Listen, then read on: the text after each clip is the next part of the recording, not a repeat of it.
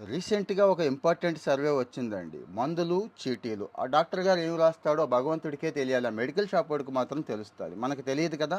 దీన్నే అవకాశంగా వాడుకొని అసలు అవసరం లేని మందులండి. అంటే మనకొచ్చిన రోగం వేరు, ఆ మందులు వేరు. అలాంటివి కూడా రాసేస్తున్నారు డాక్టర్లు అని. అక్కడ స్వార్థం ఉందా, వ్యాపారం ఉందా అనేది పక్కన పెడితే మన ఆరోగ్యం అయితే బలైపోతోంది. ఈవెన్ ప్యాంటా ప్రపోజల్ లాంటి మందులు రెగ్యులర్‌గా రాసిస్తున్నారంటండి. ఎందుకు రాస్తున్నారు అంటే ఆ విషయం మీకే వదిలేస్తున్నాను. మీరే చెప్పాలి. ఇక్కడ పాన్ 40, పాన్ టాప్ అని చెప్పి ఇంకా పారాసిటమాల్ లాంటివి రెగ్యులర్‌గా రాసిస్తున్నారటండి. ఎందుకు రాస్తున్నారు అంటే మీకు అర్థమైపోయి ఉండాలి ఈ పాటికి. మన దేశంలో ప్రత్యేకంగా ఇదిగో ఈ రోగానికి ఈ మెడిసిన్ అనే గైడ్‌లైన్స్ అయితే లేవటండి.